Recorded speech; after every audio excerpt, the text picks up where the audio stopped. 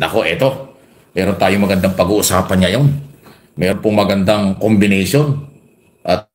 Ngayon pa lang, malamang dito maririnig ito. Kasi bago pa lang po ito.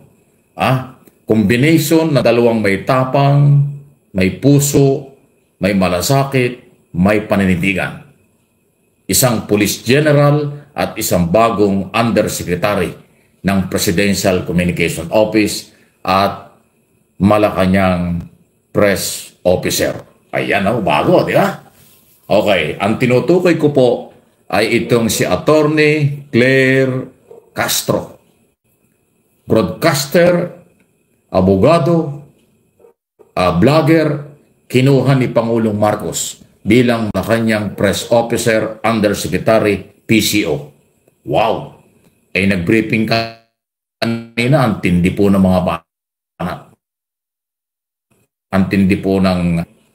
Si Duterte raw ay puro planted. Si Duterte raw ay puro salita, walang ebidensya. Wow! Abogado ka raw, dapat meron kang ebidensya, hindi yung puro paninira. Di ba sabi nga ni Lucas Bersamin, Executive Secretary, one man fake news factory. Yan ang style ni, yan ang banat niya, kahapon. One man fake news factory daw si Digong. Ito may bagong, ang dating parang spokesman ng Malacanang. Puro fake news daw, puro, hindi malaman kung biro o totoo. Puro lang daw salita, walang dokumento, walang ebidensya. Itong si, antindi, si Digong. Anyway, yun ay aking pinakilala sa inyo. Ang tinutukoy ko po na magandang combination ay yung General Nicolas Torre, Director ng CIDG, Criminal Investigation Detective Group, at saka Undersecretary Malacanang Press Officer, Attorney Claire Castro. Kaya sinasabi ko magandang combination. Si Castro fighter, ito ang sasagot sa mga fake news. Ito ang sasagot sa mga Duterte. Ito yung sasagot sa mga fake vlogger or fake news na mga vlog sa mga Duterte o kritiko ng administrasyon. Kasi sabi ni PRRD na parang sinasadya daw na i-impeach si VP Sara para to prevent her from running on 2020. Well, anyway, alam naman natin kung ano ang unang pronouncement ng ating Pangulo. Sa una, of course, hanggat wala pa yung mga impeachment complaints, hanggat maaari ay huwag na sanang matuloy. But since nandiyan na, at hindi naman niya hawak, of course, ang Kongreso, dahil meron tayong separation of powers, hindi siya makikialam, hindi siya kikilos kung ito man ay matuloy o hindi matuloy. So, kung ang sinasabi lamang nila ay para ma-impeach si VP Sara, well, kanilang opinion yon. Ito talaga naman ay nakikita natin kung saan sila gumagawi. At ito ay sa lahat ng kanilang mga rallies, makikita natin ang paninira nila sa pamahalaan at sa Pangulo. So alam na natin kung saan ang punta nila. Gusto nila ulit makuha ang power, ang authority, ang posisyon. Is they are veering towards dictatorship, referring yes. to the president. Ang una kong sinabi dyan noon ay anong ebidensya? Paano mapapatunayan? Katulad na sinabi ko, hindi tayo pwedeng maniwala sa mga pang-iintriga lamang na walang ebidensya. At ito naman, siguro naman ay natatandaan ninyo, nung panahon ni dating Pangulong Duterte, inamin niya, fiscal pa lang siya, expert na siya sa pag-intriga at pagplanta ng ebidensya. Siguro naman napatunayan na natin yan sa panahon ni Senator Leila de Lima. So ano pa ba ang ating i-expect sa dating Pangulong Duterte? Gumawa ng intriga, magplanta ng ebidensya. Thank you po. Salamat po. At ito naman si Torre, dahil general, major general, kapopromote lang, ang nag-promote yan ay si Pangulong Marcos. Nakita nyo? Kapopromote lang ng isang araw, inilabas ng Malacanang ang promotion para maging 2-star general at director ng CIDG. Sabi ko nga, malamang ito yung susunod na PNP chief. Pag ito naging PNP chief, naku, napakaraming makakasuhan. Alam nyo, bagong Pilipinas na eh. Hindi na pwede yung ganong mga statements na kinaumagahan, joke only na lang. Kaya nagkakagulong, ang gulo-gulo na nga ng pinagdaanan ng bansa natin in the past 6 years. Hanggang ngayon ba naman, dadalhin natin ang gulo na yan. na puro patay-patay na lang. At pagkatapos, if they will be taken on their word, bigla na lang sasabihin na joke only. Or yung latest naman na palusot, he is only expressing a legal opinion. Hindi na po pwede yun. That's already too much. At maraming sasakit ang ulo. Kaya ngayon ang ating title, Undersecretary Castro at General Torre, sakit sa ulo ng mga DDS. Magiging sakit sa ulo ng mga Duterte supporters at maging ang Duterte. Kasi si General Torre ay lagi naghahanap ng ebidensya. At sa oras na makakuha ng ebidensya, hindi ipapatawag kung sino. Dadalhin ang kaso sa DOJ patungo sa korte. Libel, cyber libel, inciting to sedition. Yan na po ang linya niya. Kaya nga, Criminal Investigation Detective Group, pag maghahanap ng ebidensya at magpapail ng kaso, yan ang focus ni General Torre. Kahit sino, kahit si Duterte pa, sinampulan na nga. Kahit na sinong kampo ng mga Duterte, vloggers, supporters at iba pa, paglalabag sa batas, si Torre ang mag-iimbestiga at magpapail ng kaso. At ang matindi pa rito, sa oras madalas sa korte at merong warrant of arrest, si General Torre din ang mag-i-implement ng warrant of arrest. Umaga sa siya yung mag-imbestiga, siya magpapail ng kaso, at pagka lumabas ang warrant of arrest, yung mga tao niya ang mag-i-implement. Nakita mo yung sabi niya nung interview ko isang araw sa TV, Channel 4, sabi niya, Mike, sa oras na lumabas ang warrant of arrest laban niya kay Dado, yung nag-resign na military na napakaingay at nagmumura, kinasuhan niya ng inciting to sedition sa DOJ. Sabi niya, ako nag-file ng kaso, ako ang complainant dyan. Pag naglabas ng warrant of arrest ang korte, ako ang huhuli, pupuntahan ko sa bahay si Dado. Yan ang sabi ni Torre doon sa aking interview sa television. So, kaya nga sinasabi ko na magiging sakit ng ulo ng mga Duterte supporters, maging ang Duterte family pagka sila hindi tumigil ng mga personal na batikos sa ating pamahalaan at sa ating Pangulo at sa PNP. Kaya nga po, nako, manggagalaiti po talaga ang mga DDFs dahil po dito sa pagkakatalaga kay Attorney Claire Castro bilang PCO Undersecretary. Naku po, sobrang tindi nito. Ito nga si Attorney Claire. Ito po ay mamamahayag, ito po ay broadcaster. Tapos abogado, vlogger. Alam niyo po, swak na swak sa trabaho bilang tagapagsalita. Parang ano na rin siya, parang spokesperson na rin siya ng Malacanang, di ba? So, bagay na bagay po sa kanya to, itong trabaho na ito. Dahil alam po ni Attorney Claire kung saan po ang laban. Nasa SOCMED po ang laban. Nasa fake news ang laban. Nasa mga vlogger ang laban. So, saktong-sakto po ang pagkakatalaga dito dahil ito po ang tamang tao para sa pagtatanggol sa ating Pangulong Bongbong Marcos at sa kanyang gobyerno. Dadagdagan pa ng isang General Torre na siya ding porsigido na maparusahan ang mga fake news peddler at ang mga masasamang tao na nagpapalaganap ng disinformation. Nako, napakagandang tandem. Ito pa po. Itong combination ngayon ng bagong undersecretary na parang spokesman na dating at isang general, abogado at general, Attorney Claire Castro na bagong-bagong undersecretary. Okay? Malacanang press officer at siya ang haharap. Siya ang lalaban sa fake news. Siya ang haharap sa mga nanggugulo, nagpe-fake news, nang-aakusa sa ating gobyerno. Ang ganda ng hugot ni Pangulong Marcos. Tapos yung pulis naman, mag-iimbestiga, sila magpapatupad ng warrant at sila nagpapail ng kaso. Ang tindi niyan. Tandaan nyo, hindi ito pananakot. Ito yung hugot ng Pangulo na kailangan natin sa kasalukuyan. Okay? Kailangan para lumakas ang implementasyon ng batas para matigil ang 2 taon kalahati ng paninira ng mga kampo ni Duterte na wala naman sapat na basihan, puro paninira at intriga lang. Sabi nga ni Castro ay puro paninira lang. Intriga lang. Walang sapat na mga basihan. Kaya ayan, pinagsama na. Ito ang magandang pagkakataong ginawa ng ating Pangulo. Sabi ko naman sa inyo, ulitin ko, ilang beses ko na sinabi yan, itong 2025, mag-iiba na ang galaw ni Pangulong Marcos. Hindi na niya palalampasin. At yan nga, nararamdaman natin. Magkakaroon na din po ng once a month na press conference si Pangulong Marcos para willing siyang sumagot at magpaliwanag sa mga kung ano-ano nangyari sa ating gobyerno. Okay? Na. Kung yung mga gunita sa kanyang mga rally sa mga probinsya, pinipitik niya, tinitira niya si Digong Duterte. Okay? Tapos ngayon, naglagay pa ng matapang na abogada na parang spokesman na dating, si Atty.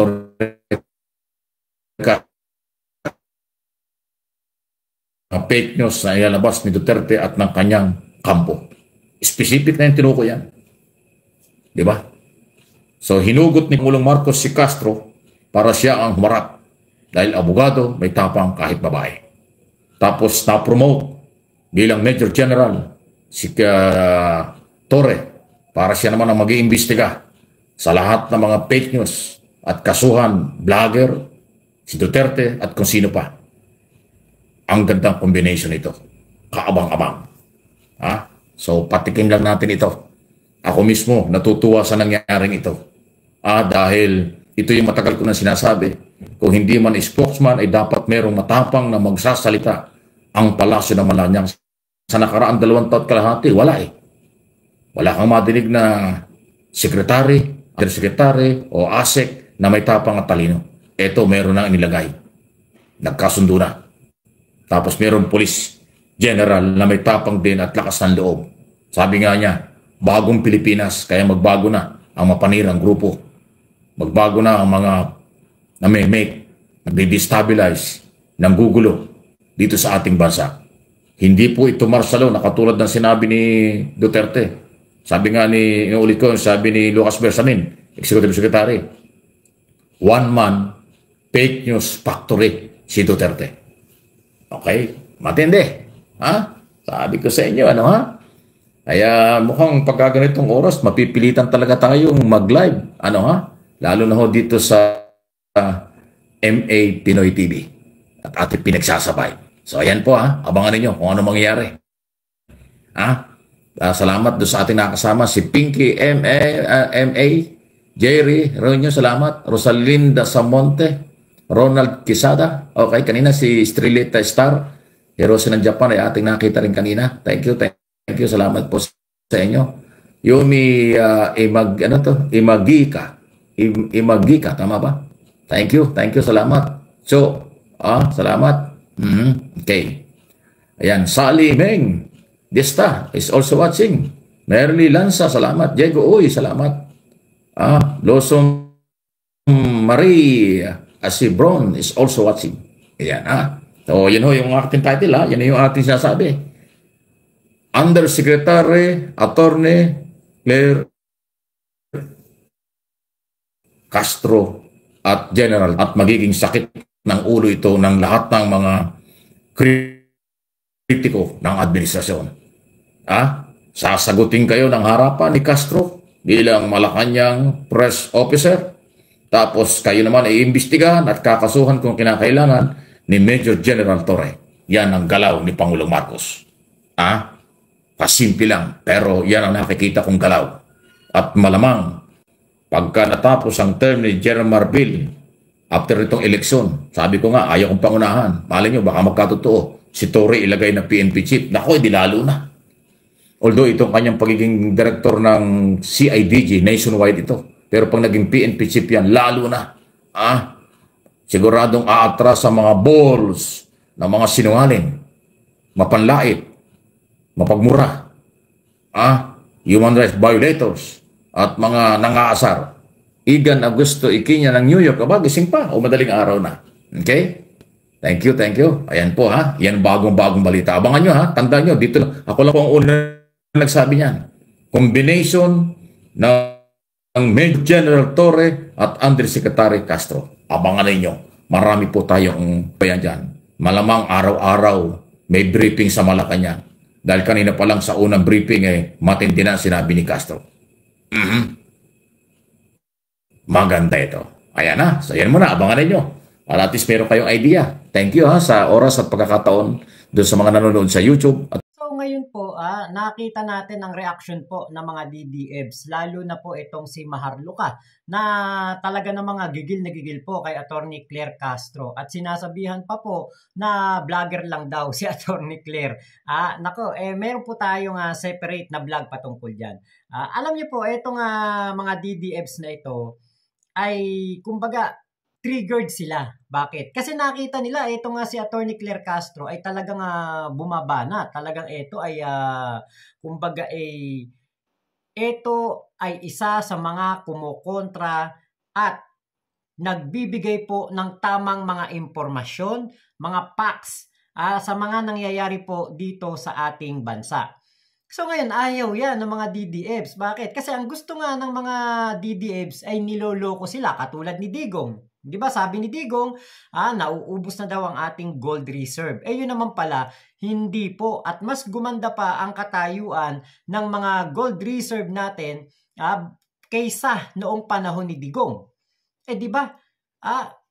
Ang pinag-iinitan ni Digong at ang kanyang sinasabi ay wala pong katibayan patungkol diyan sa gold reserve. Wala siyang pinapakita man lang na datos, wala siyang pinapakitang ebidensya, wala po siyang pinapakita na kahit ano man lang na makakapagpatunay sa kanyang claim, sa kanyang inilalabas na issue. Pero, ito napakasimple. Ang atin pong bansa ay nalubog sa utang nung panahon ni Digong. Kapag sinabi ni Attorney Claire o kaya pag sinabi ni Sir Mike Abe o sinabi ko na baon sa utang ang Pilipinas noong panahon ni Digong, ito ba ay totoo or hindi? Ito'y totoo. Bakit? May katibayan. Nang bumaba sa pwesto si Digong, nadagdagan ng 7 trilyon ang utang ng ating bansa. Nung bumaba si Pinoy sa pagiging presidente, nasa 6 na trilyon lamang ang utang ng bansa. Ibig sabihin na doble ni Digong ang utang ng bansa noong siya ang presidente. So, yun yung facts. Yun yung katotohanan. So, tayo, alam natin kung ano ang katotohanan. Alam natin kung ano ang tama at kung ano ang maling information. So, yung sinasabi ko na ibinaon tayo ni Digong sa utang, tama yun, totoo yun. May mga ebidensya, may mga datos. Pero, etong si Digong kapag naglabas ng issue, naglabas ng paninira, bakit wala man lang maipakitang ebidensya? Diba katulad niyan, siniraan nila ang budget ng 2025. Sinasabi nitong si Vic Panot Rodriguez na 65% na daw o 60% na daw nauubos ang budget ng ating bansa. Pebrero pa lang po, ubos na daw ang budget. May pinakita po ba sa inyo na ebidensya? May pinakita man lang bang kahit isang dato sa data, papeles, kahit man lang litrato ng ebidensya? Meron bang pinakita si Vic Rodriguez? Wala po. Ano lang ang kanilang mga inilalabas? Laway. Wala pong ebidensya. Tatayo ba sa korte yung mga ganyan? Hindi po. Diba? So, yun po ang style ng mga Duterte. Yun po ang style nila para po makapanira, para makapanlamang. Pero, matagal na po yung style na yan. At hindi na po uubra ang ganyang mga style. Bakit? Meron na pong Attorney Claire sa Malacanang. Na isang fighter, isang talagang matapang, at talagang ito po ay pro-admin po talaga itong si Attorney Claire, at nakikita ko ang mga vlog nito, sinosoplak niya talaga ang mga DDEBs. Yun po ang pinaka-importante. Yun po kasi yung trabaho Diba? Sinasabi ni Maharlika, ang trabaho daw ng ni Attorney Claire ay hindi sugpuin ng fake news. Bagkus iparating daw sa taong bayan ang kanilang ginagawa ng gobyerno. Ang mga proyekto ng pamahalaan, ang kanilang mga gagawin, ginagawa, at mga kapaki-pakinabang na information para sa ating mga mamamayan. Yan daw po ang trabaho ni Atty. Claire. At kasama na rin dyan, syempre, ang bawat patutsada, ang bawat paninira ni Digong at ng mga DDFs ay dapat maitama. Kasi yun ang pinaka-importante. Ang maitama, ang may lamok. Maitama po ang mga disinformation at ang mga fake news. Kaya alam nyo, itong si Digong at kumbaga, kaya po nagsasalita ito ng mga bagay na kahit walang ebidensya ay naniniwala po ang mga DDFs. Kasi nga po, alam niya, naggalibol ang mga DDFs. Uto-uto ang mga DDFs eh. Bili mo magsalita siya, ubos na ang ating gold reserve. Diba? Magdedeklara na martial law si BBM. Hindi na yung bababa sa pwesto. May pinakita ba ebidensya? May inilatag ba sa inyong mga magpapatunay sa kanyang sinasabi? Di ba wala? Pero nagpapalakpakan ng mga tangengot. Nagpapalakpakan po sila sa mga sinasabi ni Digong kahit wala pong ebidensya pinapakita. So, alam ni Digong na uto-uto kayo. Alam ni Digong na ang mga DDFs engot. Alam ni Digong na ang mga DDFs po ang daling paikutin. Magsalita lang siya ng katarantaduhan, tuwang-tuwa ang mga DDFs. Diba? So, kayang-kayang kontrahin yan ni Atty. Claire. Dagdag pa dyan, itong ating CIDG chief, Major General Torre. So, si Atty. Claire, sasagot sa fake news, si General Torre ang magdedemanda sa mga fake news peddler. Napakaganda na partnership ito. Sana nga po talaga magkaroon sila ng Pwede naman siguro yun, magkaroon sila ng programa sa PTV4. Sigurado ako maraming manonood.